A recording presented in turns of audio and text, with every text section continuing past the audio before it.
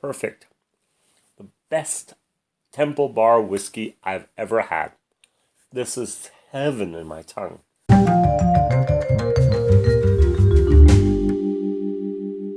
Hi, WhiskyJason here. Whiskey from the viewpoint of an American in Germany. And today I have something very, very special. The Temple Bar Cellar Cask. This is the Cellarman Select. So there's a wonderful presentation. Now, Temple Bar is actually a pub in the Temple Bar district, established 1840, so over 175 years old. And in 2005, Tom Cleary, the owner of the Temple Bar, decided, hey, let's revive this old tradition of selling whiskey, house whiskey, in this bar. So he did that. He bought triple distilled whiskey from a distillery, undisclosed. I think it's still Bushmills. It might be Middleton. There were basically 2005 only 4 distilleries in all of Ireland, by the way, back then. And one of them actually produced only double distilled, which was Cooley. And I just want to read now the little description here in the back of the box. This description is exactly the same, which I want to say is a little bit weak, as this description here. So, sorry, you're going to have to listen to me for the next 2 minutes. The Temple Bar, right in the heart of Dublin City, has always been a place where the good things in life could be found in abundance. It's interesting. Usually I translate this into German after I read this, because that's what I do. I make German videos for whiskey. So, the Cleary family, who are the proud owners of this internationally recognized bar, have always been passionate about whiskey. Blending and bottling whiskey is in their blood, going right back in time. Tom Cleary, owner of the Temple Bar today, remembers his father and grandfathers blending and bottling the unique house-style Irish whiskey since the 1920s. A unique collection of casks always rested in the traditional cellars. These casks were then hand-selected at just the right point in time and then blended until a style was developed that reflected the bar. That was what made our whiskey unique.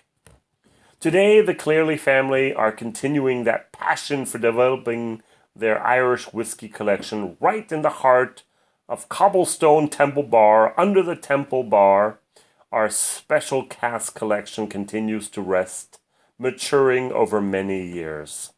We then hand-select the unique casks that reflect the best of our collection when they have reached just the perfect moment for bottling. The casks then leave our historic cellar to come up to the distillery store, and there they rest while we bottle these limited release casks by hand over time. Each cask has its own distinct flavor, profile, and strength. And each bottle is uniquely numbered and recorded in our ledger for the store for prosperity. As the owner of the unique bottled by hand Irish whiskey, you have chosen to be part of this little piece of history. We hope you love and enjoy this special bottling as much as we do. Bottling date was here the 12th of May 2017. I myself did not bottle this, but rather a friend of mine. She was in Dublin, and she actually bottled, I think, like 10 of these. And then she offered them online. And I bought one of these for €100, which would be about 110, 115 euros. I'm sorry, dollars. What we have here is we got to write our own little label. So this is, she didn't write down the cask number. I have 12-year-old, bottled by Jason Stover, bottle number 52, 58.1% and 0.7 liters. Hopefully you heard that. So I'm going to just fill in a little bit here. Now, my rule of thumb is anything over 50% gets water. That's just my rule. I just can't deal with anything over 50%. It just kills my nerves, my taste buds to taste anything. But I am going to nose it. I love the nose. Temple Bar 12-year-old hand-filled cask strength is really, really good stuff. I think I've mentioned this before. If you haven't watched the other 4 videos of Temple Bar, please do. The blended is not my thing. It has port. The 10 is the best. The 12 is refuse to buy it, and the 15 is okay. And if at all possible, you can find the cask, the hand fill, please do. So, as I said, it's a very, very nice nose. The whiskey, the alcohol is stronger than the normal 10 or 15 or 12-year-old. I would go back to my typical description of this. I have a fruity Hawaiian punch with anise and watermelon. Not a great description of whiskey, but I personally I like this. I prefer a good Jameson. I prefer a Righteous Tears. I prefer maybe even a Teeling or a Turconel. I prefer, where is this? Oh, my bottle. I prefer the 16-year-old Turconel. I couldn't find the bottle. But this is good. It's not great. It's good. So I'm going to nip on it with its 58.1%. I wasn't sure if it was 1 or 2.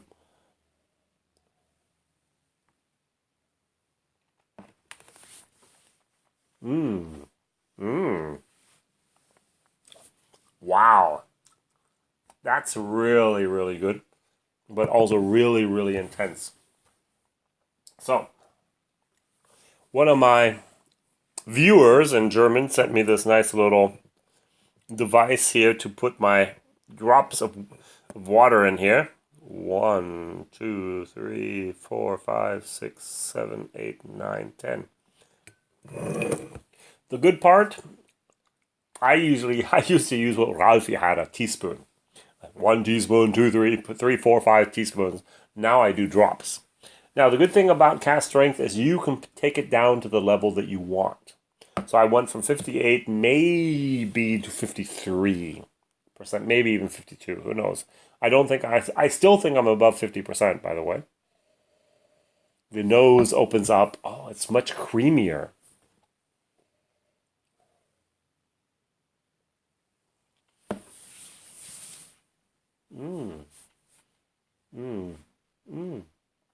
Almost right. I'm going to give it another 1, 2, 3, 4, 5. Now, I had Rocktown, Arkansas whiskey. And I had from the single cask bottling, direct from the distillery. In German, I'm sorry, I did the video. I can't even link it to you. And I had from the Scottish Whisky Society, also a single cask distillery from Rocktown.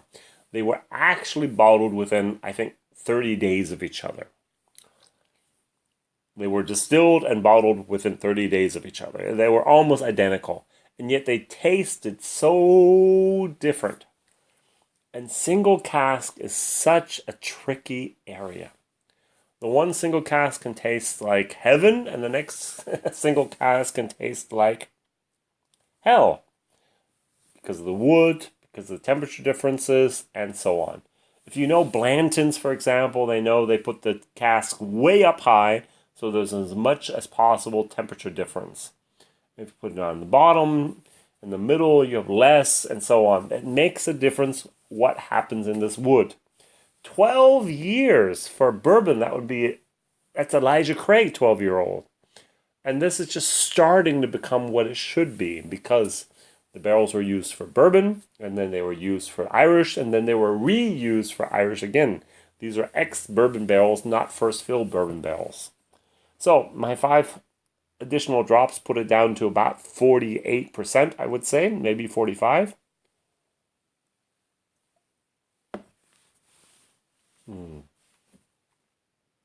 perfect. The best Temple Bar whiskey I've ever had. This is heaven in my tongue. It's creamy. It's fruity. It's grainy as in barley. There's a little bit of alcohol and a nice percentage of wood. It's everything combined, and nothing jockeys for the first position, but yet they complement each other. They work together to create this feeling in my mouth that says, hey, this is what we want. Now, I wasn't planning on doing this, but since I've already showed the Tyrconnell 16-year-old, I think it'd only be fair to actually taste this and compare it. Because this is something that's right now available, at least in Germany. 80 euros is, I think, what I paid for it. It might have been only 70. And this is basically the perfection of Cooley double distilled whiskey from Ireland. So the nose, also this is 46%. Basically what I just had here. Oh, it's so much fruitier. It's so much better. Oh, wow. Oh, those extra 4 years and the better barrels is what I'm going to say. Probably make a difference.